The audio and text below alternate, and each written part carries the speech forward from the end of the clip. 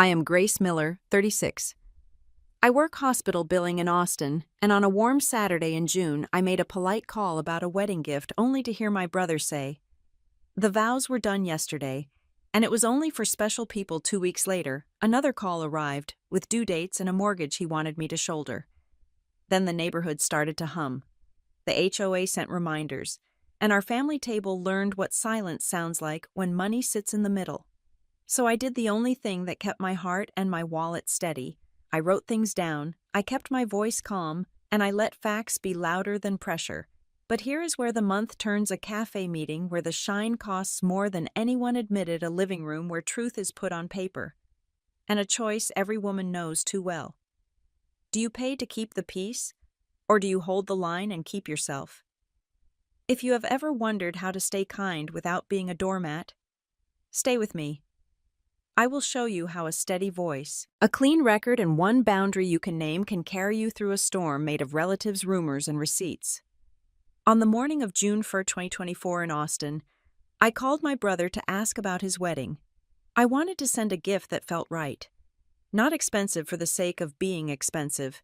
Something that said, "I know you, I respect your marriage, and I'm glad to be part of this day." The sun came through the blinds over my small kitchen sink and lit a ribbon across the counter. The coffee maker sputtered. The street outside was quiet the way a Saturday can be when neighbors sleep late and the buses run on a softer rhythm. My thumb hovered over his name, and I told myself to keep my voice steady. I am old enough to know that some conversations are easier if you start with kindness. He answered on the third ring. I asked when the wedding would be. I said I would like to plan a gift and maybe a flight if there was going to be a ceremony. He let out a short laugh, the kind that carries more air than warmth, and said they had been married yesterday and that it had been only for special people. For a second, I did not understand the words as a sentence. They were just sounds. Then they landed. I stood looking at the thin line of light on the counter while the coffee maker clicked to a stop. I felt something in my chest shift. Not a break. More like a door closing and the latch catching on the first try. I told him I hoped it had been a good day. I said it evenly, and I mean that. I do not have the energy to fight on a morning when I have groceries to put away and a shift schedule to confirm for next week. He said it had been just right. He said they had kept it small. I said I understood. Then I ended the call. My hand was very still as I set the phone on the table. I listened to the refrigerator hum and to the second hand of the wall clock nudge forward. Time can sound loud when the house is quiet. I walked to the window and watched a jogger pass with a dog that looked like it had made peace with the heat. I thought about the word special. I thought about how people use it like a key that opens a room where only a few are allowed. I have been inside that room and I've been outside it, and at my age the view from either side is not new. What felt new was the clean way he said it. No hesitating. No apology, shaped to look like an explanation. It was swift. He had decided where to put me.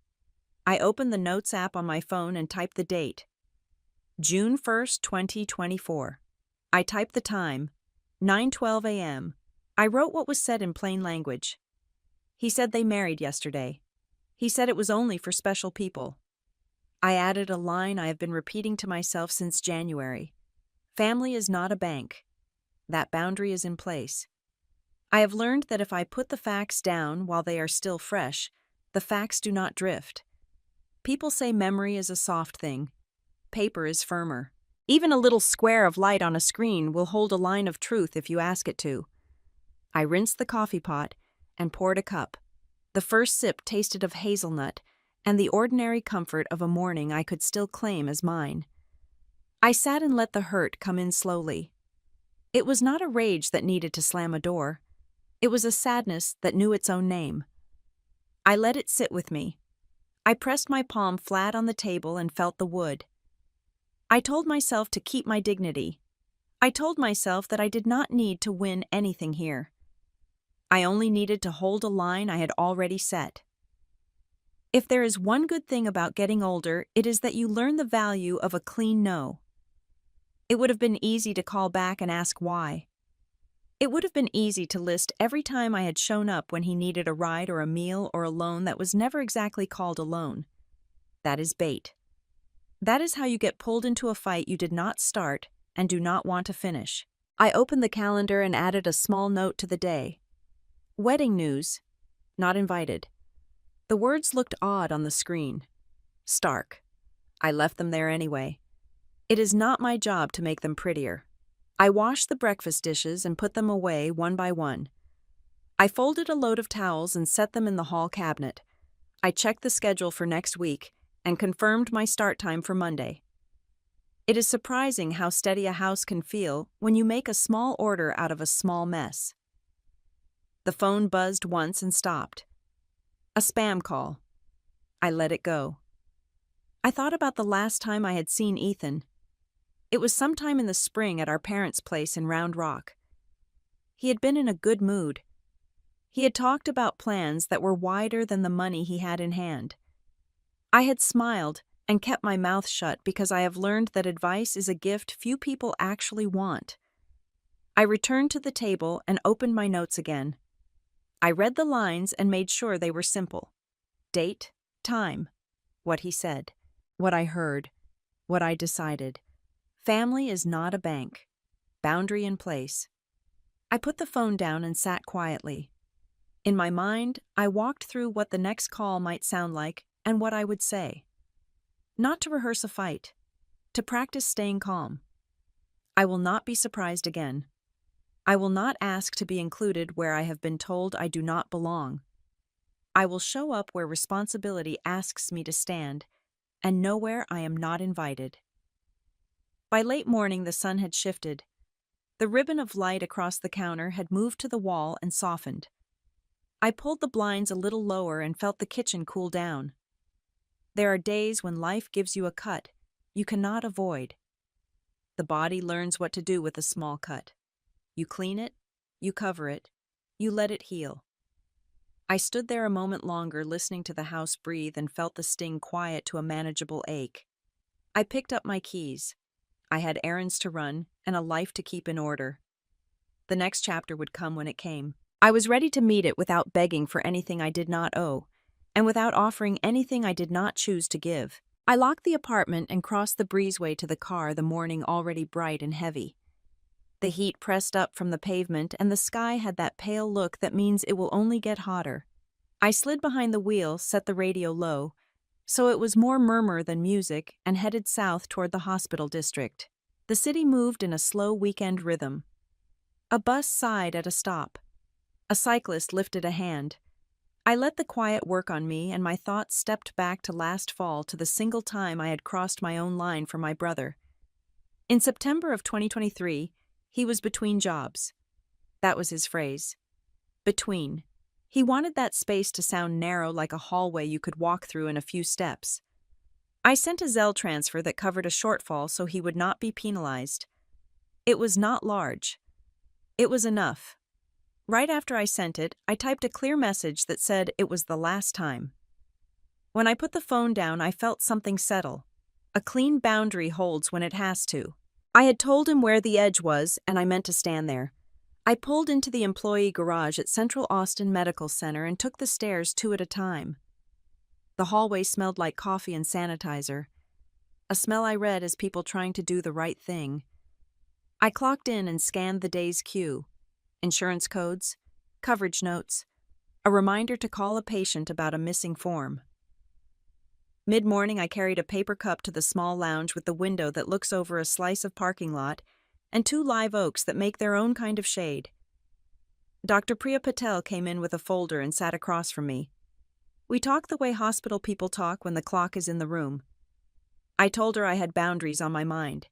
She said work teaches simple rules that travel well into the rest of life. Be transparent. Use a process.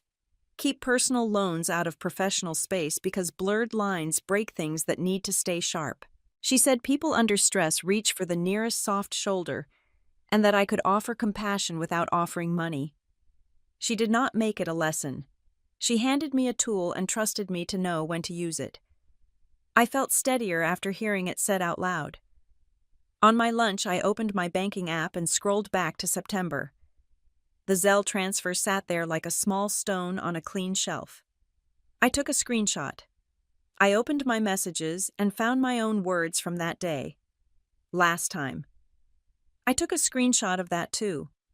I created a folder on my phone called Evidence and moved both images there. I do not expect a courtroom. I expect confusion.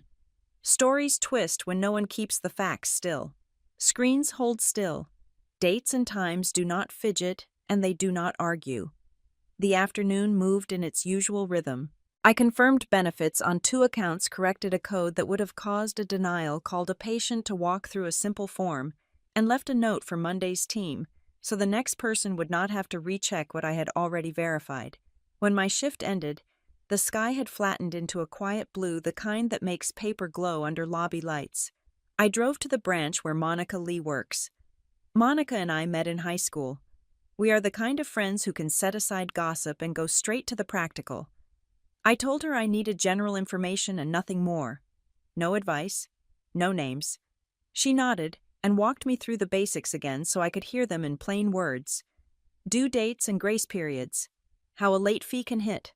How escrow holds taxes and insurance and rolls them into a single payment. How a mark for a late payment can nick a credit score if it sticks. How a bank might respond if someone asks for short-term hardship relief. It was all general. She never asked for a name, and I never gave one. She printed a pamphlet that covered the same ground and slid it across the counter. I took a photo of the receipt for my files, because I like a paper trail even when it is mostly for my own memory. On the drive home, I felt my shoulders lower a notch. Knowledge does not erase a bruise, but it keeps you from poking at it to see if it still hurts. I parked and climbed the stairs and set the pamphlet on the kitchen table next to my grocery list. I opened the evidence folder and added a short note with the date. Zelle transferred in September 2023. Message stating last time. General mortgage and escrow information gathered today. I kept the words plain the way a ledger should read. American life runs better when the records are clean and the steps are written down.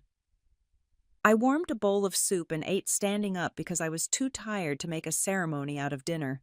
Then I sat and practiced the lines I would use if anyone tried to bend the past. I would keep my language calm and answer with facts. I would not argue about tone when dates will do. The room felt even again. Inside that evenness, I could hear my voice return to its normal register. It is a small victory when your own voice sounds like you. Before bed, I set a reminder to back up my photos and clear out old texts so the folder would stay intact. I did not feel triumphant. I felt steady. One feeling looks for applause, the other looks for order. I turned off the kitchen light and stood for a moment in the dim. Boundaries are doors with hinges that work. Mine was in good repair. I would keep it that way.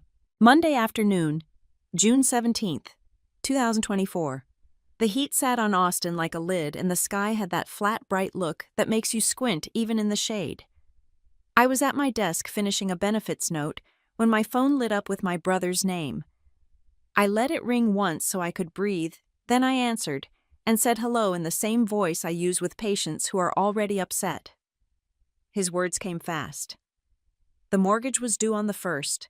After the 15th, it counts as late. It is past the 15th. Did you send it? He did not ask how I was. He did not ask if I had a minute to talk. He stacked facts like boxes and pushed them toward me as if urgency could turn them into mine.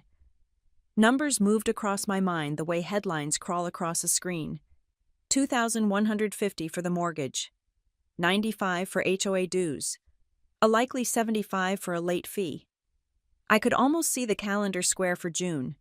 Due on the 1st. Grace through the 15th. Everything after that gets a shadow.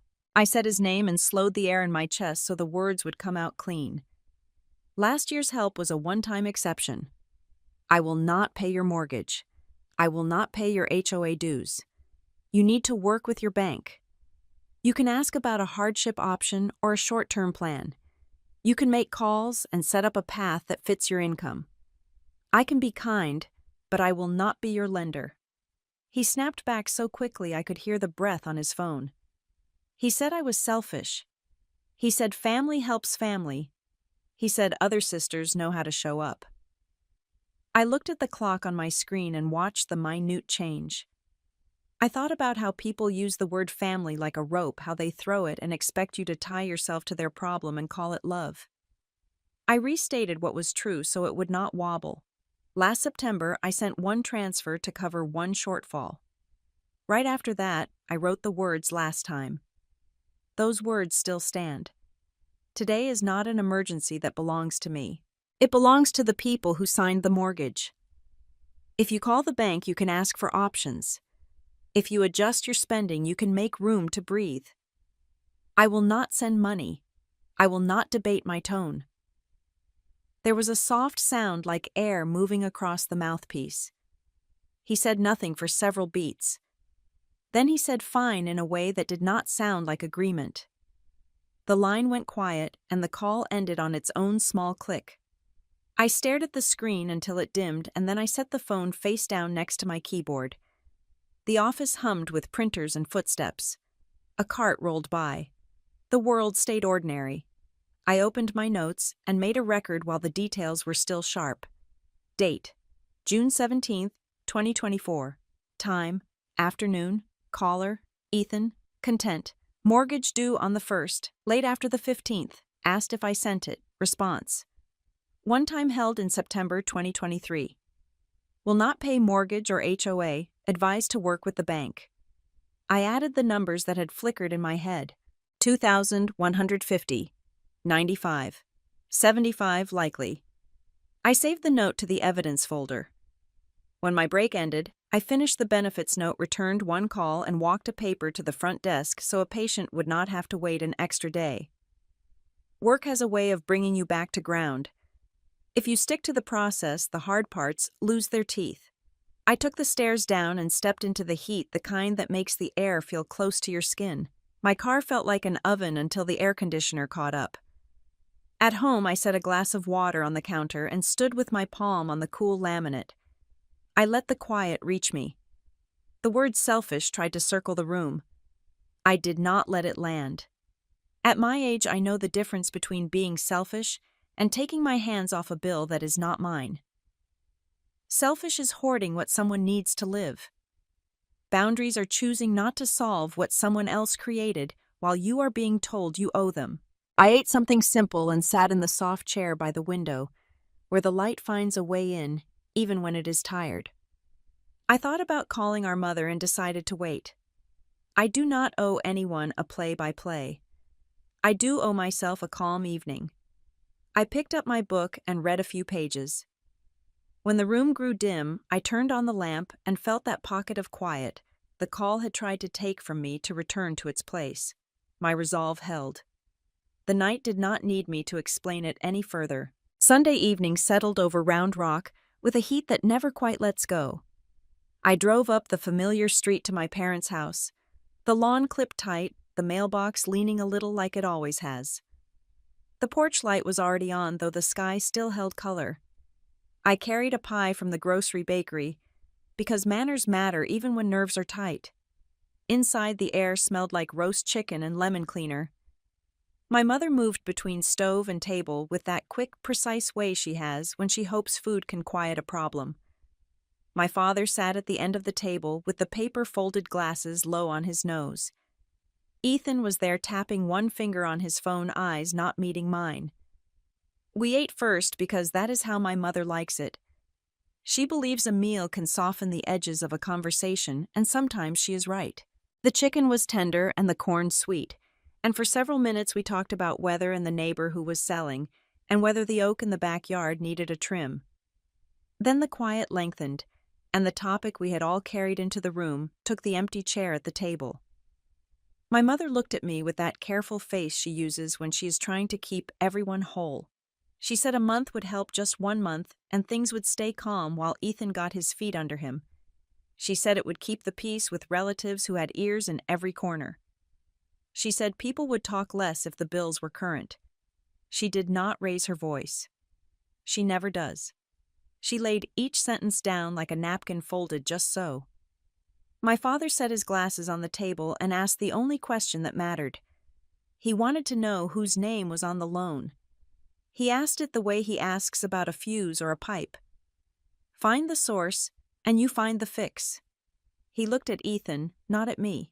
I kept my own voice even. The mortgage is in Ethan's name.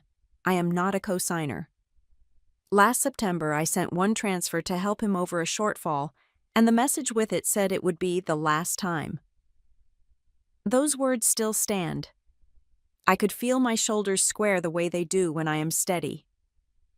I did not look at Ethan because this was not a stare down. This was a setting down of facts. My mother smoothed the tablecloth with her palm. She worried aloud about cousins and old family friends, and how people can be unkind when they think they have a story. She said face matters. She said weddings are meant to be joyful, and that this one had gotten off on the wrong foot, and a little help could change the tone. I knew she meant well. I also knew she understands the power of appearances, and sometimes trusts that power too much. I told her respect comes first. Respect for money that is not mine. Respect for truth, so no one has to pretend later. I said I would not write a check to make a rumor stop. Rumors do not stop. They just change shirts. If Ethan needs relief, he can ask his lender for options. That is how grown people do it. My father nodded once slow, as if he agreed with the shape of the path. He turned to Ethan and asked what his plan was. Not a speech. A plan. Work hours, side income cuts that could be made, calls that needed to be placed. He said the bank would listen better to a man who arrived with his numbers in order than to a man who arrived with another person's money. He did not scold. He is not a scolder. He is a man who believes a house stands when each person carries a beam. Ethan kept his eyes on his plate. He said things had been tight. He said the late mark would hurt. He said I was making this harder than it had to be. He did not name a plan. The words felt thin and tired in the air. I pushed my fork into a carrot and waited for the urge to fix it to rise in me. It did not. When you have held a line long enough, the line begins to hold you. We cleared plates. My mother wrapped leftovers in neat squares of foil and discussed who should take which container. She pressed a tub of salad into my hands, the way mothers do when they want to give you something you can carry. In the hallway, she asked again with her eyes, and I shook my head, and she nodded because she already knew. She is a good woman. She can hold two truths at once. She can love her son and accept that he has to carry his own weight. Back at the table, my father asked Ethan to call the bank in the morning and to sit with him afterward to outline what needed doing. He said there was no shame in asking for a short-term plan if the numbers were honest. He said there was shame in pretending and passing the hat to family while calling it love. Ethan muttered that he would handle it. He stood and took his phone to the back door and looked out at the dark yard, as if the grass might suggest a way forward. We did not change our minds. That was clear. But something important had been placed on the table. Responsibility had a chair and a name. It no longer sat in my lap. When I hugged my mother goodnight, she held me a second longer than usual. My father walked me to the door and told me to drive safely, which is what he says no matter the weather. The porch light hummed. The air smelled like jasmine from the neighbor's fence. I set the pie plate on the passenger seat and started the car. The night was the same as it had been when I arrived. The people inside it were a little clearer around the edges. Saturday morning opened warm and bright, the kind of light that makes the blinds glow before you are ready for it. I started laundry and set coffee to brew, planning nothing bigger than groceries and a sweep of the floors. My phone buzzed with a notification from the neighborhood Facebook group, the one our HOA uses for lost pets and bulk trash reminders, and the occasional scolding about parking on the street. I tapped it without thinking, and a post from Brett Collins sat at the top. He had written one of those tidy little paragraphs that pretends to be about standards and pride. It hinted at young couples who throw big parties and pay late at people who enjoy the look of success while letting the bills slide. The comments were already climbing. Some were polite, some were not. My name was not in it, but I knew the shape of the shadow on the wall when I saw it. A few lines down, I saw Kayla's name. She liked the post. She added a soft sentence that did not name me, did not name Ethan, but anyone who knows how to read a room could hear the hint. A certain relative had refused to help. The family had turned its back. I watched the little heart next to her name and felt the smallest part of me reach for anger. Then I put the phone down and stood at the sink while the coffee hissed. I have learned not to put my heart where it can be pecked at by strangers staring at screens. Another notification landed while I was pouring a cup. This one was an email. Carmen Reyes from the HOA office had sent a reminder to the address on file for Ethan and Kayla, and I was on the list as a courtesy contact from an old neighborhood safety committee we had staffed together years back. The note was concise and plain. The dues of $95 were outstanding. A second reminder would follow if payment did not post. It included a timestamp precise enough to make me smile at the efficiency. I took a screenshot and saved it, then opened the Facebook group again and took a screenshot of the post, the like, the hint, the clock in the corner of the image that told the story, as well as any sentence could. I made a folder inside the evidence folder and labeled it Community. I put the screenshots inside and added a line in my notes with exact times. It felt fussy and a little clinical, but I have watched what happens when people argue about who said what and when. Screens hold still. Timestamps keep you from pretending. By mid-morning, the laundry hummed, and the apartment smelled like fresh coffee and detergent. I wiped the counters and turned on the radio. The group thread grew and multiplied like vines. Neighbors told their own stories about late fees and the difference between hard luck and bad choices. No one named names because the group rules do not allow calling people out, but everyone seemed to know who was being discussed. I let the phone face down again. It is one thing to defend yourself in a room where you can see the faces and hear the tone. It is another to jump into a digital crowd that came for the thrill of an open secret. Around noon, I drove to the store for paper towels and fruit. The parking lot shimmered, the carts clicked in their neat chain, and the man at the door handed me a wipe for the handle with a smile that did not ask for anything. I picked up what I needed, and nothing more. At my age, I have learned how to leave a temptation sitting right where it is. I came home, put groceries away, and checked the group again. A kinder neighbor had posted a reminder to keep things civil and to remember that hardship can knock on any door. I felt grateful for that small voice in the stream. Civility is a thin fence, but it keeps some dogs in. Late afternoon brought a text from Ethan. The neighborhood was buzzing, he said, and the word buzzing sat there like a gnat. He wrote that I had made trouble by refusing to help, that people were talking, that this was what I wanted. I read the screen twice. I did not answer right away. I put the phone down and washed an apple and cut it into neat slices. I ate them one by one and listened to the slow machine of the ceiling fan. When I picked the phone back up, I typed a short response. I told him I had not posted a word. I told him the people talking were the people who liked the attention of a rumor. I reminded him that the HOA had sent a reminder because of a bill, not a cousin. Then I set the phone down again and gave myself an hour to read in a quiet room. At dusk, I stepped onto my small balcony and watched a woman walk a dachshund along the sidewalk. The day had not changed the size of my life, and that steadied me. A boundary had been tested in a new way out in public where opinion can feel like weather. It was held. The screens might have their noise, but they also had their facts, and I kept both in the same folder. Dr. Patel's words came back to me as if she had set them on the counter with the mail. Be transparent. Use a process. When there is a process, chaos has fewer places to take root. Later, as I rinsed the last plate from dinner, another text from Ethan popped up. He said everyone knew now. He said people were choosing sides. I wiped my hands and answered that I was not a side to be chosen. I was a woman in her own home, keeping her own accounts clean. I told him he could make a plan and call his bank on Monday. Then I wished him a quiet night. He did not write back.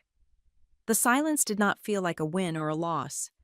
It felt like a pause, and pauses are useful. They give a person time to decide what kind of adult they want to be when the morning comes. By midweek, the air had that stretched, thin feeling Texas gets when the heat has been stacked day on day. I was packing my lunch in the early afternoon when my phone buzzed with my mother's name. Her message was careful and kind, the way she is when she is trying to balance two loyalties. She wrote that I had once promised to step in if there was an emergency. She wrote that this sounded like one. She asked me to consider it for the sake of peace. I stood at the counter with my hand on the bread knife and felt the old tug that starts in the chest and runs straight to the wallet. I set the knife down and opened the evidence folder. The screenshots from last fall waited there like small square witnesses. First, the Zelle receipt from September 2023. Then my message said it was the last time. I added captions on each image with date and time in a plain font. I wrote a short note to my mother in the same steady voice I've been practicing. I told her the record showed one transfer and a clear boundary. I told her I would not call a boundary unkindness. I hit send and watched the dots appear and disappear as if the phone was breathing. While I waited, I called the bank's main number and listened to the automated menu. I pressed the number for general information and heard the neutral voice read out a list of policies. Payment due on the 1st. Late after the 15th. Late fees assessed according to the terms on the note. Possible credit reporting if a payment is more than 30 days late. Options for short-term hardship relief that require a call from the account holder. A reminder that no one will discuss any specific account without the proper authorization. It was the voice of a system that exists to keep facts in their lanes. I ended the call with no names spoken and no files opened. I wrote down what I had heard in a small notebook I keep for things that matter. My mother's reply arrived in a tone that felt quieter than her first message. She said she had read the screenshots. She said she did not remember the last timeline being so clear. She said she hated that we were in this position and that she wished the wedding had been done in a way that welcomed everyone who loves each other. Then the messages stopped. I did not try to fill the silence. It was hers to sit with. Silence is not always a threat. Sometimes, it is the space where a mind can walk itself from wish to reality. I took my lunch to the small table by the window and ate slowly, even though the food had gone cool. I thought about the difference between a promise and a pattern. A promise is a single point on a line. A pattern is the line itself. I had made no promise. I had allowed a pattern once and then named it finished. It felt important to separate those two ideas in my own head so that I could carry them calmly into any room that tried to confuse them. In the late afternoon, a robocall hit my phone with a pitch about energy rates, and I let it die without a touch. I brewed tea and wiped the counter and ran a load of towels. I am not sure why small order settles big feelings, but it does. The clack of the washer, the hiss of the kettle, the neat line of cups in the cabinet. I opened the evidence folder again and created a new note that said, "Midweek contact from Mom. Claim that I promised in an emergency. Send screenshots with timestamps. Called the bank automated line for general late payment information only. No account access. No names." I saved the note and felt the day lift half an inch off my shoulders. Toward evening, I stepped outside on the breezeway. A neighbor carried a sack of takeout and nodded with the easy politeness of people who live close but do not pry. The sunset was all light without drama. I stood there long enough to hear the cicadas start. I thought about the wedding that I was not invited to, and the word special rolling around like a marble in a drawer. I thought about the way a story can be stitched with 3 or 4 sentences and handed to you as if you had spoken them yourself. I do not accept borrowed words anymore. Back inside, I wrote one more message to my mother. I told her I loved her. I told her that I understood why she wanted quiet in the family. I told her that quiet built on pretending is not quiet that lasts. I reminded her that a bank will talk to the person on the loan and that a plan from Ethan would impress a lender more than money from a sister. Then I put the phone down face first and let the room return to its normal hum. The evening was soft and uneventful, which is a blessing after several days of spikes. I read a few pages of a book, watered a plant that had started to lean, and set out my clothes for the morning. When I turned off the lamp, I felt that rare certainty that comes when facts are the ones doing the work. The truth had been placed back in the center of the room. Anyone who wanted to see it could. I did not need to guard it or argue it. I only needed to keep walking in a straight line. I parked near the shops at the Domain where the breeze carries equal parts perfume and food court fryers. The plaza was busy without being loud. People in sneakers and sundresses drifted between shade patches as if they had all agreed not to hurry. I chose a cafe with wide windows and steady air conditioning. I arrived a few minutes early because I wanted the first calm to belong to me. I ordered an iced coffee and picked a table by the glass. My hands felt steady as I set my phone down and opened the folder that has become my small guardrail. Evidence sat there in neat squares. I enlarged the message from September 2023 so there would be no squinting or second-guessing. Ethan came in first, sunglasses pushed up into his hair, that quick, restless look he gets when he is trying to appear relaxed. Kayla followed with a tote bag on her shoulder and a smile that looked like it had been ironed smooth. I greeted them, and sat back down. I did not hug. This was business. A soft kind of business because we are family, but business all the same. I slid the phone halfway across the table and said I wanted to restate what I had already put in writing. Last year I helped once. I said last time. I meant last time. I told them I do not fund other adults. I told them a bank is built to deal with cash flow, and that a plan speaks louder to a lender than a sister ever could. Ethan asked for 1 month. He said that would be enough to keep the mark off to save the credit score from a bruise he could not afford. He said he had a contract coming, that the timing was wrong, that 1 month would bridge the gap. He put his hand on the table and tapped a beat that sounded like urgency. I recognized that rhythm from other times. Urgency can be persuasive. It is still not a budget. Kayla said the credit score mattered for the upcoming bid. She said a single late flag can ripple into higher costs on everything, and she was not wrong. She said they had already tightened their belts, and that the month ahead was just crowded. She chose the word crowded as if payments were guests that had arrived all at once. I asked which payments were crowding the calendar. She looked at Ethan and then back at me and began to list them. The ring payment, she said, and for a moment she seemed to forget she was telling me something I had not been told before. She named a number that matched the kind of rings you see in glass cases under soft lights. Then she mentioned the after-party bill, the one they had thought would be covered by gifts, and here her voice slipped. She had not meant to say it like that, I could tell.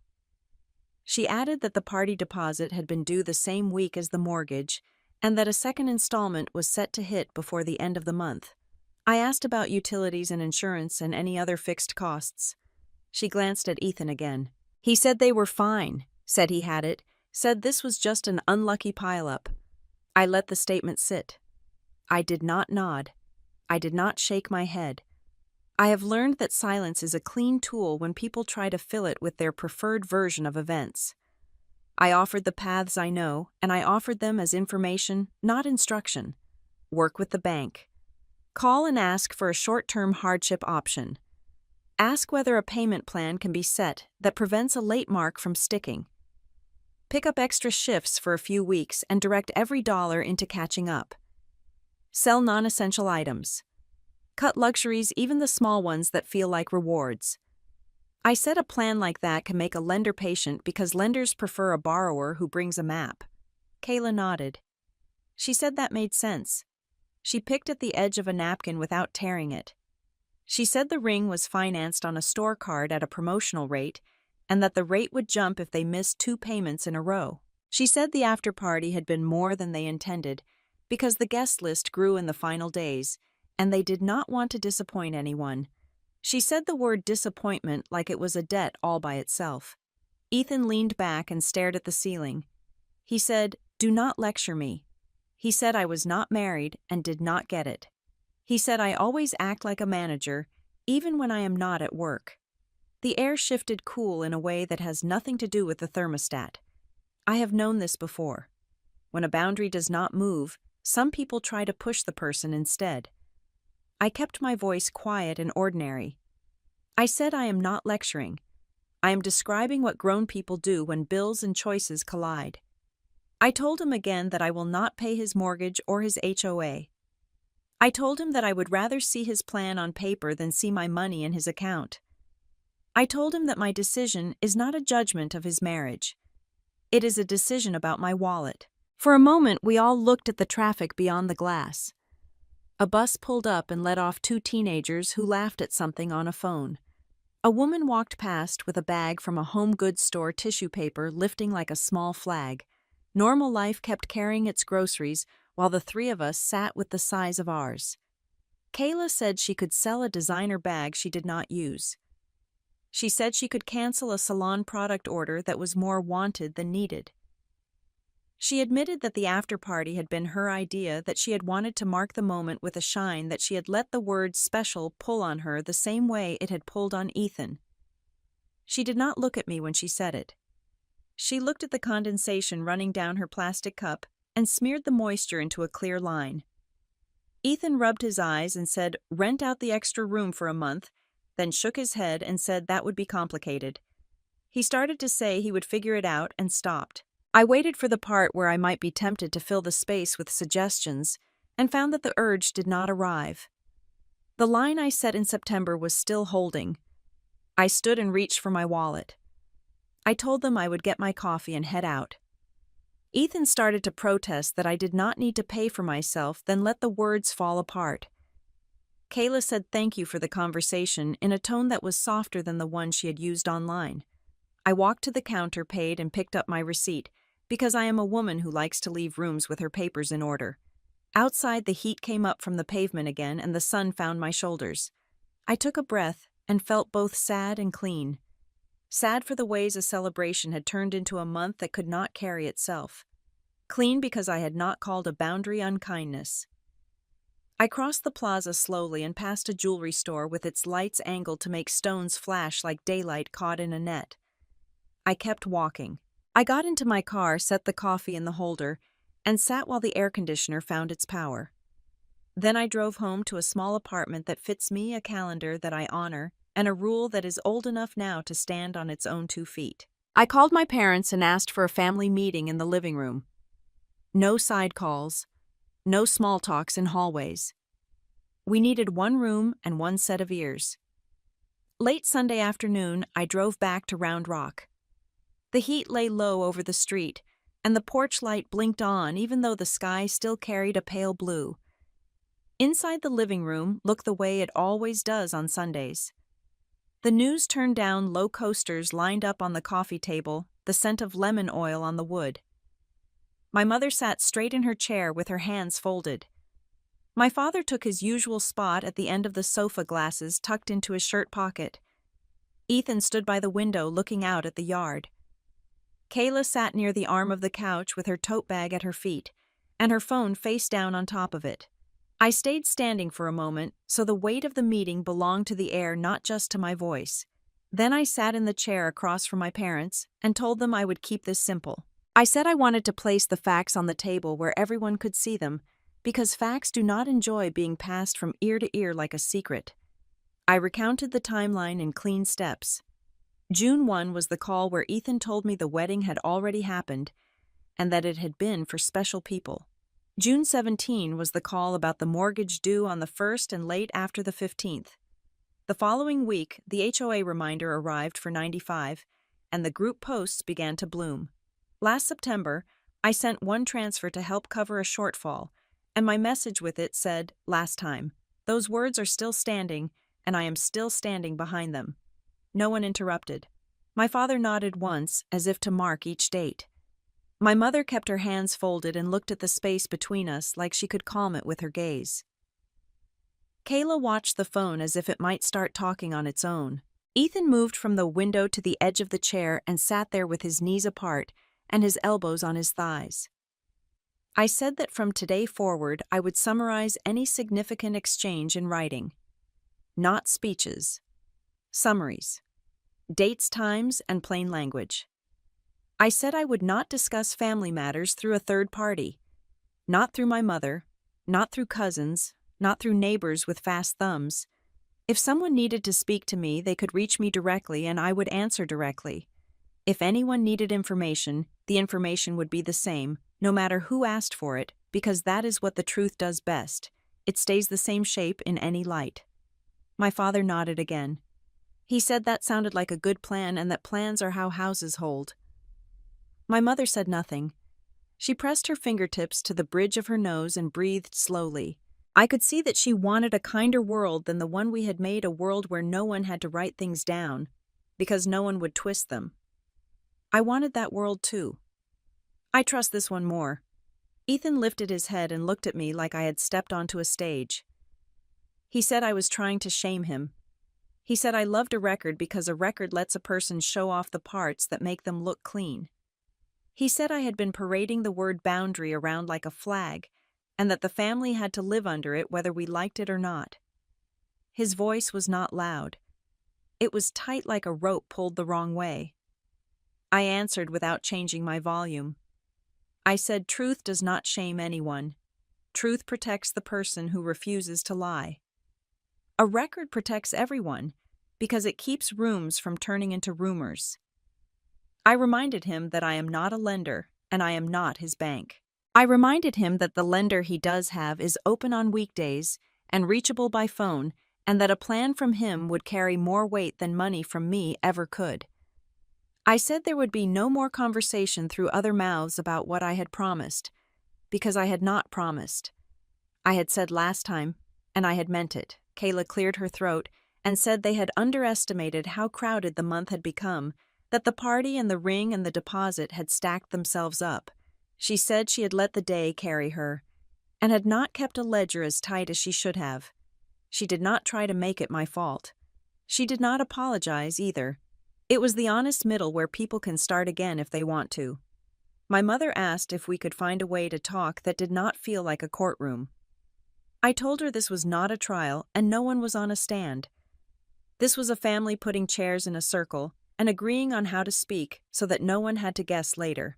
I told her I would always answer her when she called, and that I would always love her more than any argument in any room. My father asked Ethan if he had a plan. Not a hope. A plan. He spoke the word plan like he was fitting a beam into its notch. He said the bank expects numbers and steps, not feelings. He said anyone can make a mistake, but a man grows when he can make a path out of the mistake and walk it. Ethan said he would call the bank on Monday. He said he would ask about hardship options and payment plans, and he said it in a tone that wanted us to stop watching him. I told him I wished him success, and I meant it. I want my brother to stand on his own, not to stand on my shoulders. I said I would not add my money to their month. I said I would write a short note after this meeting with the dates we had named and the decisions we had made so no one had to lean on memory alone. Silence came then. A long one. It did not feel like a threat. It felt like a room cooling after the oven turned off. My mother reached for the tissue box and dabbed at both eyes, though she was not crying. Kayla picked up her phone and set it back down without looking at the screen. My father settled back into the sofa and rested one ankle on the opposite knee like he does when he has decided something is settled. Ethan put his hands on his knees and stared at the carpet. The clock in the hall marked the seconds. Nothing dramatic happened. Something important shifted. We ended it with ordinary gestures. My mother asked if anyone wanted tea. I said I had to drive and would pass. My father stood and told me to text when I got home. Kayla said she would email a list of their bills if the bank offered options, so I would know the situation. I told her to send that to Ethan's lender and to keep a copy for themselves. I told her they did not need to send me anything unless they simply wanted me to know they had a plan and that they were following it. I hugged my mother and felt her bones and strength under the cardigan. I squeezed my father's hand. I nodded to Kayla. I looked at Ethan and said, "Take care." Then I stepped out onto the porch, where the jasmine smelled familiar and the porch light hummed, and the air felt no cooler than when I came in. I walked to my car with my bag light on my shoulder and my mind lighter than it had been in weeks. The structure of how we would speak to each other had been reset. The room behind me had not turned into a better world. It had turned into an honest one. That will do for now. Early the next week, the mail arrived with the bluntness only official envelopes carry. Ethan sent me a photo of a late notice from his lender, the kind with bold print that speaks in short sentences.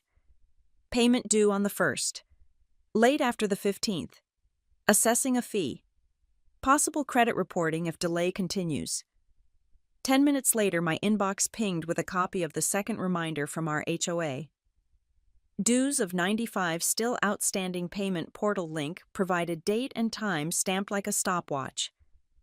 I sat at my kitchen table with a glass of water and read both twice. The notice was not cruel. It was a clock. It did not insult or scold. It counted. I looked at the calendar square for June and could feel how the month had grown crowded. Mortgage on the first grace through the 15th, then the shadow that comes when a bill outstays its welcome. I put both images in the community folder and added a line to my notes. My phone rang before I could stand. Ethan's name filled the screen. His voice was softer than it had been, the edge filled by something heavier than anger. He said he needed to get through the month. He said he would call the bank, but he wanted to know if I could float him until the contract hit. He did not say the word selfish. He did not say family helps family. He sounded like a man looking for a board in water. Numbers moved across my mind in their now familiar order. $2,150 for the mortgage, $95 for the HOA dues, a likely $75 for the late fee, grocery money and gas money and all the little line items that take bites without asking. I took one breath slow enough to taste the mint I had chewed after lunch and let my words line up. I said, "Didn't I tell you?" I said it the way you say a door is closed without slamming it. I reminded him that last year's help was a one-time exception and that I would not pay his mortgage or his HOA.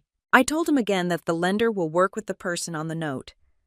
I told him a plan from him would be worth more than money from me. I kept my tone level so the words could carry their own weight. He was quiet for several beats. Then he said he understood. He said he did not like it, but he understood. He asked what I would do if it were my mess. I said I would call the lender and ask for a hardship option that prevents a late mark from sticking. I would scrub the budget like a pan after a burn and cut anything that did not keep a roof lights and work rolling. I would sell what I did not need. I would pick up extra shifts. I would tell my wife the truth. He said he would make the calls. He sounded tired in a way that belongs to grown people who have run out of angles. He thanked me, which surprised me, and then he said he would keep me posted. I told him that was not necessary. I told him to keep the lender posted and to keep himself honest. I wished him luck. The line ended on its small, clean click. The kitchen settled around me like a room after a storm when the leaves are still dripping but the rain has walked off.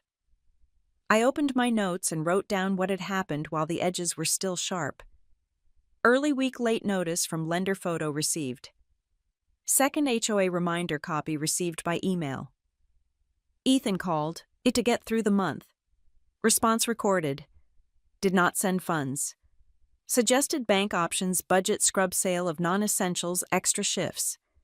Saved to evidence and community folders. The act of typing steadied me. Records ask nothing of you but accuracy. Accuracy repays you by keeping confusion from moving in. I did small things that return a house to itself. I folded dish towels and slid them into the drawer. I watered the plant by the window and turned it so the leaves could find a better light. I put the envelopes from my own mail in a neat stack to pay Friday. It is not the power that I feel when I make orders. It is peaceful. Power is loud. Peace is the quiet that lets you hear your own good sense. As evening came on, I stepped out to the breezeway and watched the color go out of the day. Somewhere down the row, a television laughed. A car door shut with a solid sound. I thought about the word karma as something people fling when they want the universe to do their fighting. This was not that. This was simple arithmetic. Choices have due dates. Due dates grow teeth. Teeth leave marks you can count. I went back inside and put my phone on the charger. If he called again, I would answer. If he did not, the plan was still the plan. My work was not to carry his month. My work was to keep my own month upright. I rinsed my glass, turned off the kitchen light, and let the apartment ease into its soft end of day. Thursday afternoon, I was sorting a stack of mail on my kitchen table when my phone lit with Kayla's name. Her voice sounded smaller than I had ever heard it. She said she was at home going through insurance papers and found a folder tucked behind the manuals. Inside were credit card statements she had not seen and a personal loan notice with Ethan's name on it. The dates stretched back months. The balances were not guesses. They were printed numbers that do not blink. She said pride had been driving her, that she had wanted the wedding to shine, that she had liked the way people looked at them when the room glowed. I let her finish before I spoke. I told her I was glad she had found the papers. I told her the truth is heavy, but it sits still.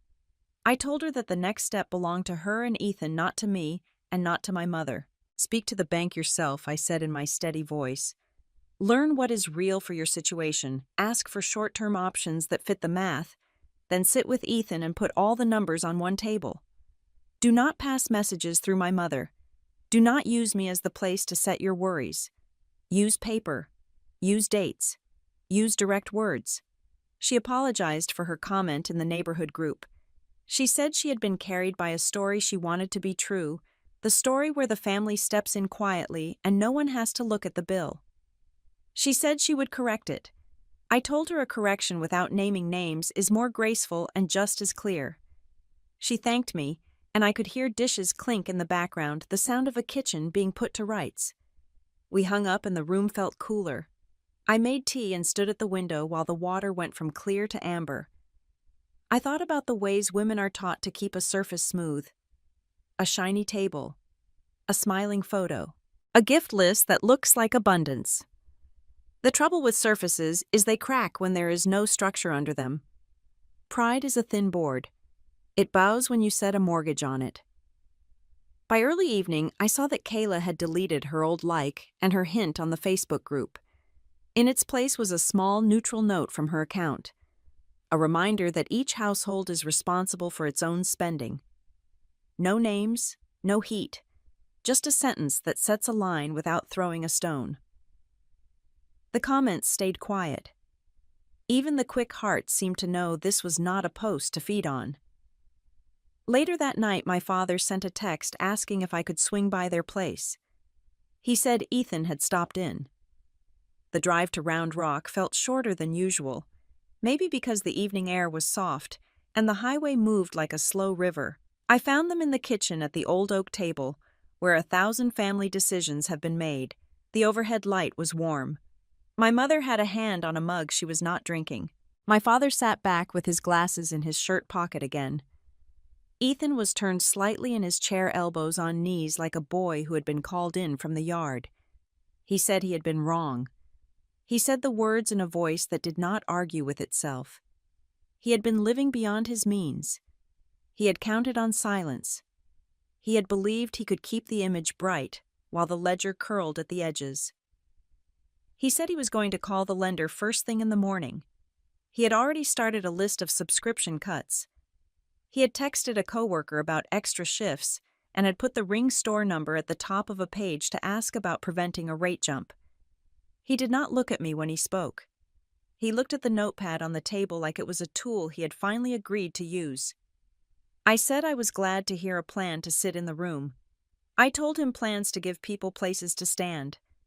I told him I wanted him to succeed at carrying his life himself. My mother exhaled in a way that told me she had been holding more air than she knew.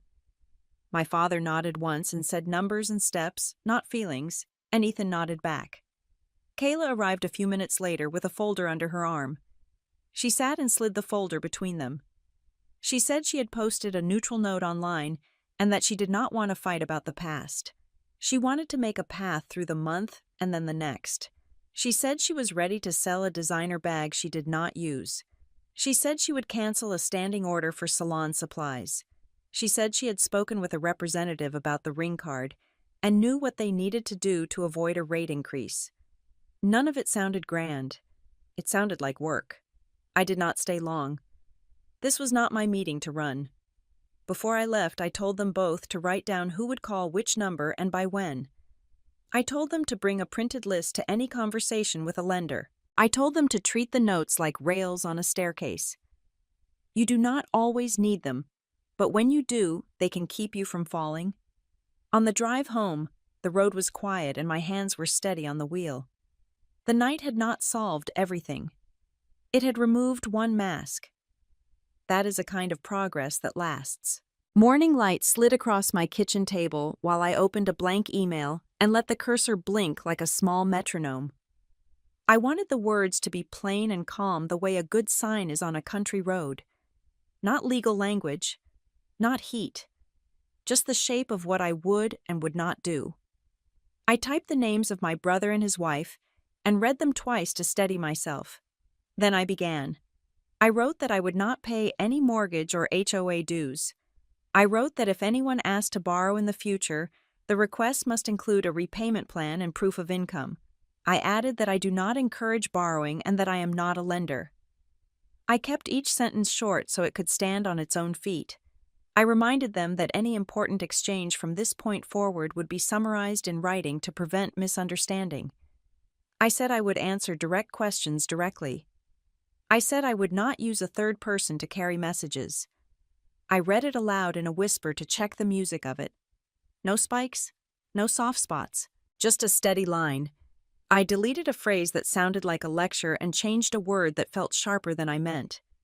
I put in a line that thanked them for keeping their conversations with me respectful. I did not need to be right. I needed to be clear.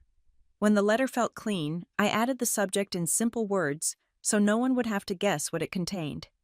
Then I hit send and watched the message disappear like a small boat moving into a quiet channel. I saved a copy in the evidence folder and added the date and time in my notes. I poured coffee and stood at the window while the first sip softened the morning. Next, I called my mother and asked if I could stop by after lunch. She said yes in that bright tone she uses even when there is strain under it. I drove to Round Rock with the radio low past grocery stores and dry cleaners and playgrounds I could name by the sound of their swings. My mother met me at the door with a dish towel in her hand and that look that says we will be gentle with each other. We sat at the kitchen table where we solved what we could and survived what we could not. She sighed about the family name. She worried about cousins and old friends. She said, reputation matters in a way that I felt in my bones because I was raised to believe the same thing. I listened until she ran out of sentences. I told her the best reputation is built on truth. I told her the truth is not always smooth, but it does not break in your hands. I said that writing things down keeps people from turning stories into shapes that suit them. I told her I had sent an email that set my boundary in ordinary words, and that it said I would not pay mortgage or HOA dues, and that I do not lend. I told her it also said any future request to borrow would have to come with a plan and proof of income. I told her I do not encourage borrowing. I reminded her that I will always answer her calls and that I love her more than any conflict we might stand in. She reached for my hand and squeezed it, and I felt the years of work that live in her fingers. She said she did not want anyone to think we are a family that turns away from one another. I said we are a family that tells the truth. We sat for a minute with that small difference and discovered it was smaller than we feared. My father came in from the yard with clippings on his shirt. He asked if we wanted tea. He said a plan written down is worth more than a speech spoken twice.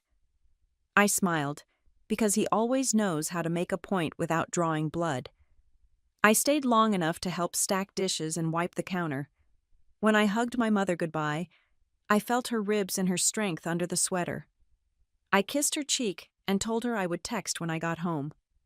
The drive back felt shorter. The highway moved like a calm river, and my shoulders loosened one notch at a time. At home, I watered the plant by the window, fed the cat that has decided I am hers, though she lives with my neighbor, and opened my inbox. There was no reply yet. That was fine. Plain words can take time to land. I handled a few small chores. I paid my own electric bill and made a note for the dentist appointment on Thursday. It gave me quiet pleasure to see my month line up the way I had said it. After dinner, I took a short walk and let the heat of the day slip off my skin in the shade. Back inside, I made tea and sat with a book. Late at night, my phone buzzed on the table. It was a text from Ethan. A single line said that he would handle it. There were no extra words. There was no charge in the air. I let out a breath I did not know I had been holding. I typed a reply that wished him steady work and a clear head. I told him he could keep me posted if he chose, but that he should keep his lender posted for sure. I kept it short and kind. I opened the evidence folder again and added one more line to the notes. Send boundary email with plain terms. Visit mother to discuss family reputation and truth. Text from Ethan promising to handle it.